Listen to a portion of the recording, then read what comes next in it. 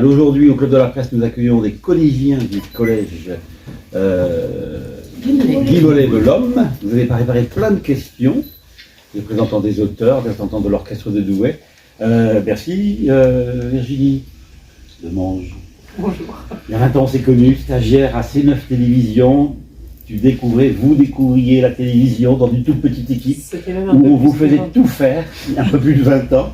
Est-ce qu'il y avait déjà un mirage de la télé pour la jeune étudiante on se tutoie, on va se vous voyer, que vous étiez? Cher monsieur. Mais pas pour nous, pour les autres. Est-ce qu'il y avait le mirage de la télé? Non. Moi, je voulais faire de la radio. Mais je me suis retrouvée à faire de la télé un petit peu par hasard. J'avais fait beaucoup de radio avant d'être à l'école de journalisme de Lille. Et c'était vraiment ça que j'avais envie de faire. Et puis quand j'ai fait l'école de journalisme, il a fallu choisir une spécialisation technique. Et comme j'avais déjà fait beaucoup de radio, j'ai fait télé. Et après, j'ai gagné une bourse à France Télévisions, puis après, j'ai fait à France Télévisions, c'était bien. Et quand j'ai voulu faire de la radio, on m'a dit « Ah non, mais toi, t'es une journaliste de télé ». Parce qu'à l'époque, c'était les grosses cases. Je pouvais pas retourner ni en presse écrite, ni en radio. Donc, depuis, je fais toujours de la télé. J'aime beaucoup le service public, en plus. Donc, voilà, je m'y suis plus, on va dire. Mais c'était pas le mirage. Donc, moi, je suis ce qu'on appelle une rédactrice. Ça veut dire que c'est moi qui pose des questions, c'est moi qui rédige le commentaire. Et je pars avec un ou une JRI, journaliste reporter d'image, qui va filmer les images. Et on travaille en bonne entente, c'est-à-dire qu'il ne fait pas ses images dans son coin et moi, je réfléchis à mon texte. Parce que si, par exemple, je décide de parler du clocher de l'église qui est par là, mais que je ne lui dis pas et qu'il ne le filme pas, ça va être un petit peu embêtant. Donc, on se met d'accord sur ce qu'on va montrer. Et c'est ce qui est intéressant à France 3, c'est d'être encore un binôme, parce qu'il y a beaucoup de chaînes où on est tout seul, mais pour tout faire, parce que je dis binôme, mais on est plutôt trois, parce qu'après quand on va au montage, il y a un monteur qui monte avec nous.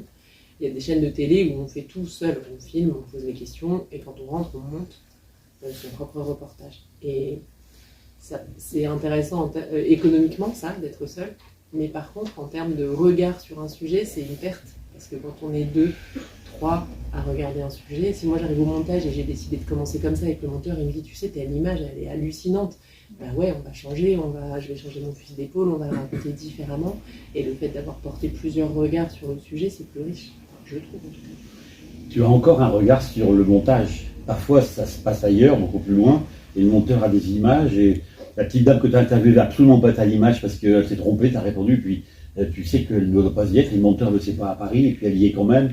Est-ce que ça, c'est un risque ou pas de... Chez nous, c'est pas comme ça. Non, mais à France 3, non, j'imagine. Chez nous, on fait pas ça. Nous, on monte nous-mêmes nos images et après, c'est dans un logiciel commun d'ailleurs à d'autres régions qui peuvent les récupérer, mais on peut spécifier attention, ne pas utiliser. Et pareil, ça peut remonter jusqu'à Paris, parce que Paris, ils prennent nos images en région, puisqu'ils font ce qu'ils appellent des round-up. Ils vont faire par exemple un reportage sur les inondations en France ou sur la problématique de l'essence. Ils vont prendre des images de Lille, des images de Nice, des images de Tours. Et ils ne vont pas nous demander, ils vont aller piocher dans notre stock, dans tout ce que nous, on a ingesté, tout ce qu'on a mis en réseau, en fait. Parce que une fois que le montage est fait, il fait 1 minute 30, mais tout ce qu'on a filmé, on l'a quand même mis dans des tuyaux, en fait, auxquels tout France 3 a accès.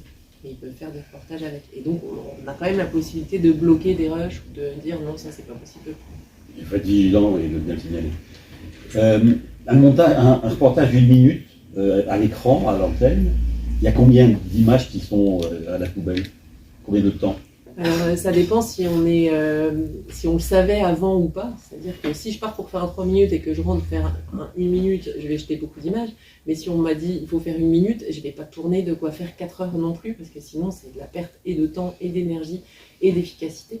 Donc normalement on n'en jette pas trop. C'est difficile de dire la proportion.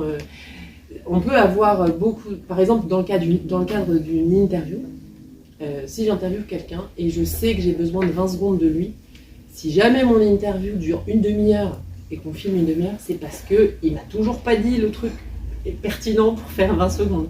Sinon, s'il l'a dit, j'arrête. Enfin, ça sert à rien de... Et ça, c'est l'expérience aussi qui fait ça. Quand on est plus jeune, on a tendance à... On pose plein de questions dans tous les sens parce qu'on sait pas où on va. Alors qu'après, quand on sait exactement où on va ou ce qu'on veut, mais attention, on ne fait pas dire à la personne ce qu'on a envie qu'elle nous dise, c'est pas ça que je dis. Ouais. C'est juste que souvent, les gens, ils ont tendance un peu à dire, ils sont stressés, donc quand il y a de la promotion, quand il y a des noms à dire, quand il y a des choses à dire, ils balancent tout, et quand ils ont dit ça, ils sont soulagés, et après, ils sont un peu plus naturels, un peu plus expressifs pour donner des messages qui peut-être seront plus percutants que ce qui a été préparé, entre guillemets. On arrive sur un reportage, on ne connaît pas trop le sujet, on découvre la personne, on lui demande de débroussailler le sujet. À quel moment on fait l'interview? Quand on a compris le sujet ou bien quand on n'a pas compris? Ah non, je ne fais pas d'interview si je n'ai pas compris. Moi, je continue à poser des questions jusqu'à temps que j'ai compris ce qu'on me dit. Et ça m'arrive, même en interview, de dire à la personne, bah, j'ai rien compris, en fait, il faut qu'on recommence. Parce que si moi, je ne comprends pas, je suis le premier spectateur, en fait. Si je n'ai pas compris, je ne vois pas comment je vais pouvoir expliquer aux autres derrière quelque chose. Donc non, je n'interviewe pas.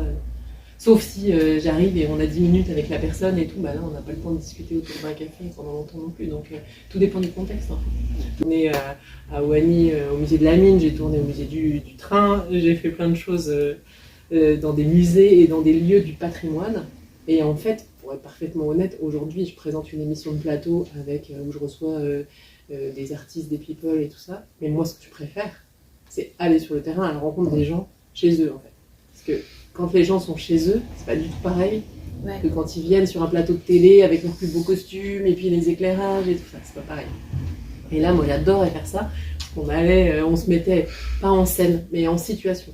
Donc, quand j'allais montrer quelqu'un qui faisait un métier, par exemple, j'essayais de faire un peu ce qu'il faisait. Alors, je faisais pas vraiment, mais genre, il tape avec un marteau, je prenais le marteau, faites voir comment ça marche et tout. On a créé une rubrique qui s'appelait J'ai testé pour vous. Là, je faisais carrément des choses en situation avec des laveurs de carreaux sur des immeubles où on descendait pour faire comme eux. On faisait des interviews comme ça, du saut en parachute, du planeur, de la moto, enfin des tas de trucs comme ça. Et on a fait pas mal de métiers. Je crois qu'il y a des musiciens qui écoutent et qui sont là.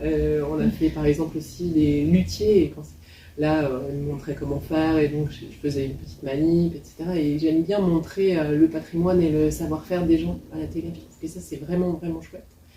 Vous êtes formidable a été créé il y a 7 ans. À France 3 Nord-Pas-de-Calais. À France 3 Hauts-de-France. Nord-Pas-de-Calais et Picardie. Ouais.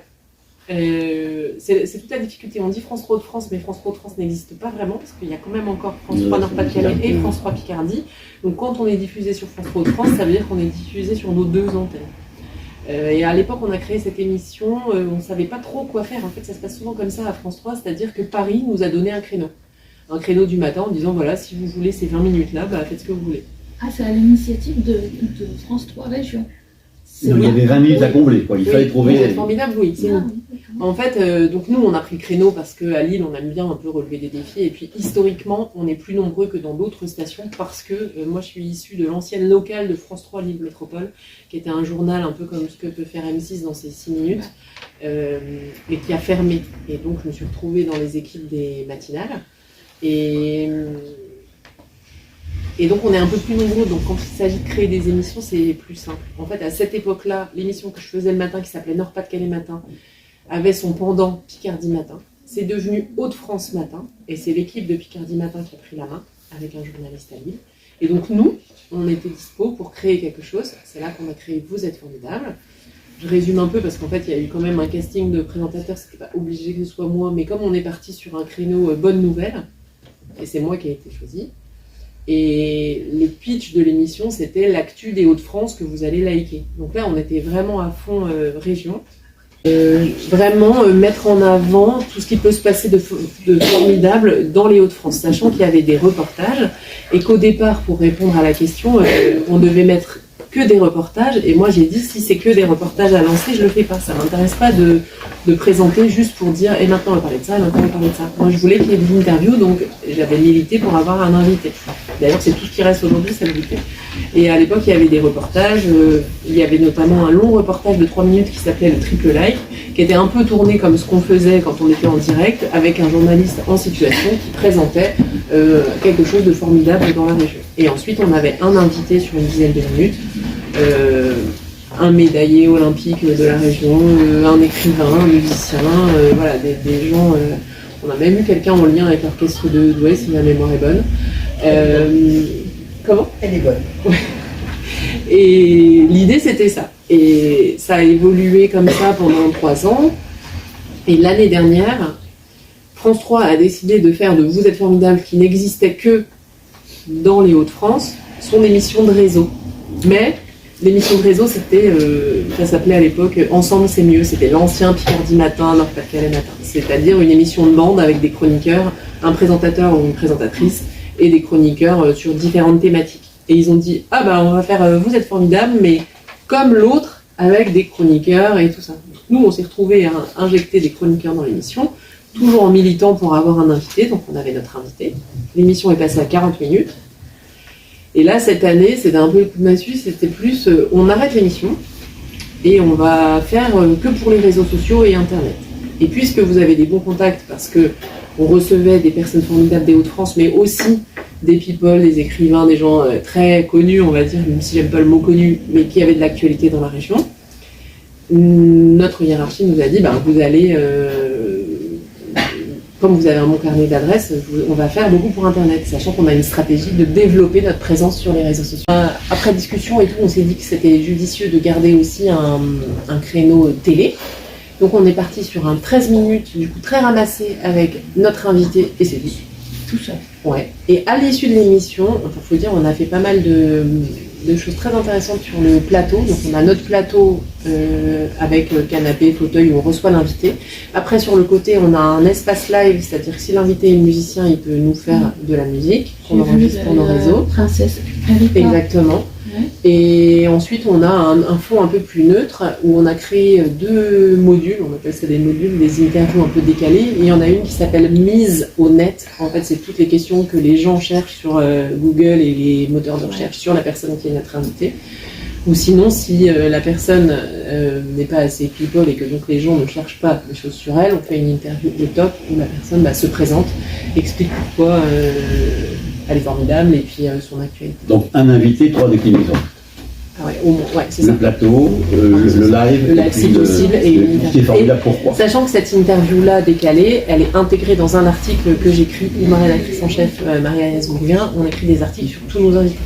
En plus de préparer l'émission, ce qui est déjà un énorme boulot. Et nous, on a un site qui s'appelle hdf.france3.fr et on voudrait bien que les gens viennent dessus. Mais personne ne va sur hdf.france3.fr. D'ailleurs, personne ne va forcément sur le site du Monde non plus. C'est Google qui nous amène les gens, ou Facebook. Donc il faut qu'on arrive à bien partager. Et en même temps, quand on fait une vidéo, comme celle dont je vous ai parlé, qui est tournée en plus en 9/16e typiquement pour Instagram, faut bien qu'on la mette sur Instagram parce que sinon les gens ils vont pas forcément la voir. Mais nous après on voudrait quand même qu'ils viennent lire l'article. Donc on est en train d'élaborer des stratégies pour essayer de créer du lien, de communiquer, de faire que les gens reviennent sur notre site en fait. 4 émissions par semaine, oui. Plus une qui est enregistrée qui est dans les archives, ça fait 5 diffusions par semaine. C'est enregistré en 2 fois, en 2 jours. C'est ça. Au tout début on était en direct tous les matins. Après, tout ça, c'est économique, c'est-à-dire que pour être en direct tous les matins, il faut tous les techniciens tous les matins sur le pont, il faut la maquilleuse tous les jours, etc.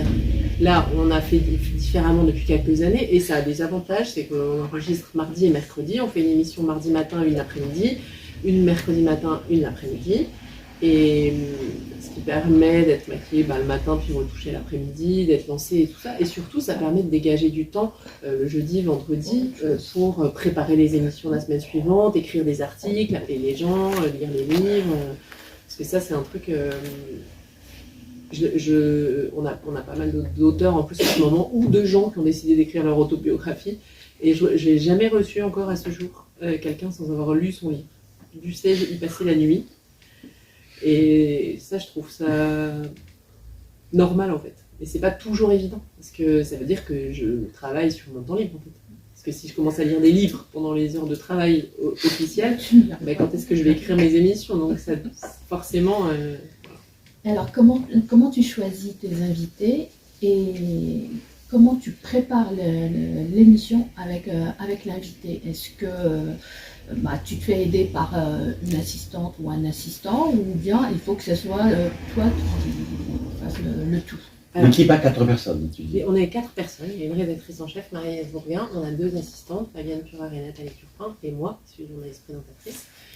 Et on choisit ensemble les invités, en essayant de suivre une ligne éditoriale. Donc jusqu'ici, on était sur des invités formidables, des gens qui bougent pour la région, des gens des Hauts-de-France qui font quelque chose de formidable. Après, c'est très subjectif parce que qui sommes-nous pour juger de ce que les gens font et de si c'est formidable, mais on essaye de voir si au moins c'est concernant, et si quelqu'un a transformé son parcours de vie, enfin voilà, a fait des choses bouleversantes, ou je sais pas, on a eu des médecins qui avaient des prix, on a eu l'idée pour choisir, c'était quand même d'avoir un prix, une médaille, une reconnaissance d'une façon ou d'une autre, ça nous aidait à choisir le public en fait, enfin l'invité.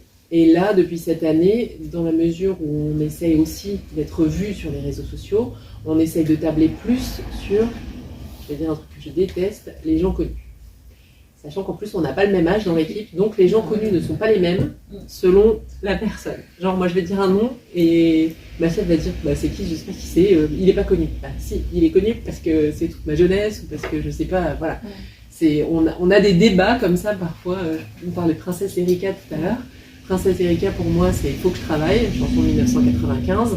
Et ma chef, elle dit, bah non, c'est trop de blabla, 1988. Et moi, trop de blabla, je l'ai juste jamais écouté. Et voilà, donc mais ça, c'est bien, ça permet de tabler sur plusieurs générations. Et après, on choisit aussi maintenant en fonction du nombre de followers.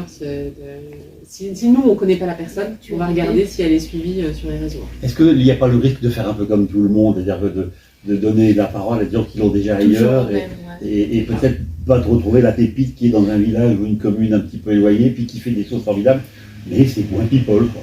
Bah si, bien sûr. Mais là, comme la ligne éditoriale, elle est là, moi déjà je vais plus dans les villages et en plus je pense que la personne du village, si tu la ramènes sur ton plateau, tu perds toute la saveur du truc. Il faut aller la chercher là où elle est.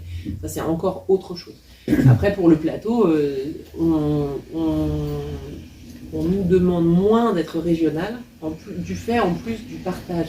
C'est-à-dire que si je fais une interview de Princesse Erika ou de Encore Malade, un peu décalée, mais qu'on est les seuls à produire, partout ailleurs en région, ils vont la récupérer et du coup c'est tout le réseau France 3 qui va bénéficier de cette potentielle vidéo et on va bénéficier des réseaux de la personne avec. L'idée c'est d'être vu le plus possible en ligne.